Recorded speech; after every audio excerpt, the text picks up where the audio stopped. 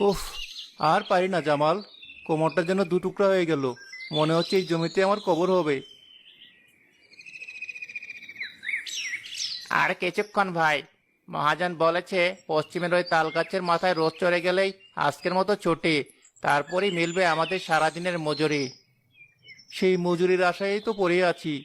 নইলে এই রাক্ষসের রোদে কে কাজ করে? দেখেছিস, চামড়াটা পর্যন্ত পুড়ে যাচ্ছে। মনে হচ্ছে যেন কেউ গরম লোহা দিয়ে চেক দিচ্ছে। পেটের আগুন নেভাতে হলে এই আগুনের সাথে লড়াই করতে হবে ভাই। আমার ছেলেটার মুখটা যখনই মনে পড়ে সব কষ্ট ভুলে যায়। আজ টাকাটা পেলে ওর জন্য বাজার থেকে একটা লজেন্স কিনে নিয়ে যাব।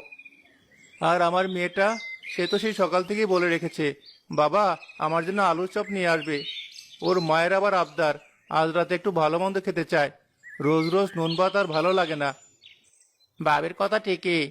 আমরা তো বাইরে কত কি দেখি, কিন্তু ওরা তো ওই চার দেয়ালের মধ্যেই বন্দি থাকে। ওদেরও তো একটু স্বাদ আহ্লাদ করতে ইচ্ছে করে। ঠিক তাই। চল, আর কথা না বাড়িয়ে কাজটা শেষ করি। যত তাড়াতাড়ি কাজ শেষ হবে তত তাড়াতাড়ি মহাজনের কাছ থেকে টাকাটা পাবো। তারপর সোজা বাজারের দিকে দৌড় লাগাবো। তারা দ্বিগুণ উৎসাহে আবার কাজে লেগে পড়ে।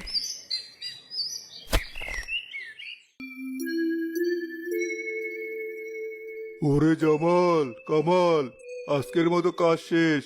এদিকে আয়, তোদের পাওনা বুঝে নে। তারা দ্রুত পায়ে এগিয়ে গিয়ে ক্ষেতের পাশের পুকুরে হাত পা ধুয়ে মহাজনের সামনে গিয়ে দাঁড়ালো। এই নে তোদের আজকের মজুরি, 120 টাকা। দুজন 60 টাকা করে ভাগ করে নে। কাজে ফাঁকি দিসনি, তাই পুরো টাকাটাই দিলাম। আপনার অনেক মেহেরবানি মহাজন। সৃষ্টিকর্তা আপনার ভালো করুক।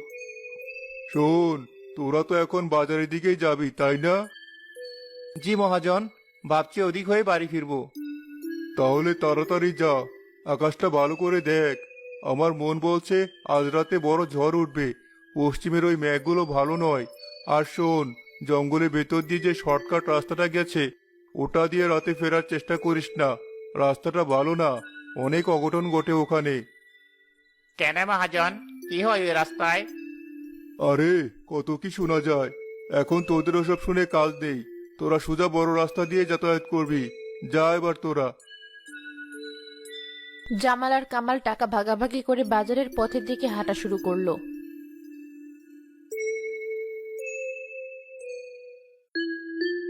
চল ভাই, আগে মেয়ের জন্য আলুর চপ আর ছেলের জন্য লজেন্সটা কিনে নেই। তারপর বাকি টাকার হিসেব।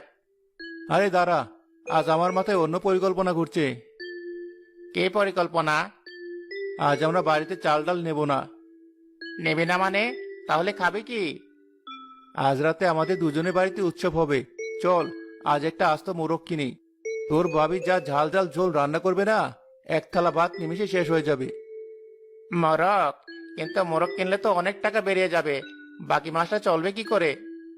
আরে, একদিনের জন্য ভাবিস না তো। রোজই তো আমরা হিসাব করে চলি। আজ নয় একটু বেহিসাবি হলাম।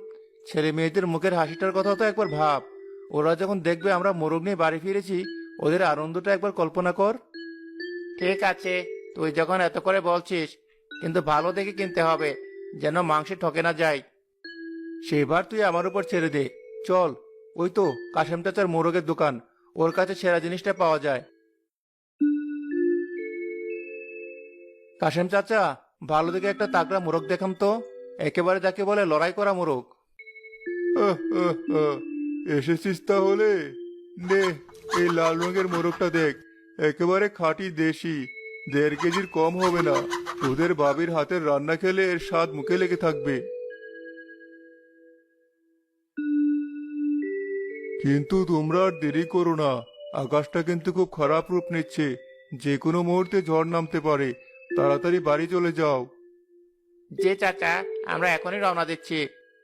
তারা বাজার থেকে প্রয়োজনীয় আরো কিছু টুকিটাকি জিনিস কিনে বাড়ির পথ ধরলো। ততক্ষণে আকাশটা নিকষ কালো আধারে চেয়ে গেছে। দিনের আলো পুরোপুরি নিভে গিয়ে এক থমথমে পরিবেশ তৈরি হয়েছে। বাতাসের বেগও ক্রমশ বাড়ছে।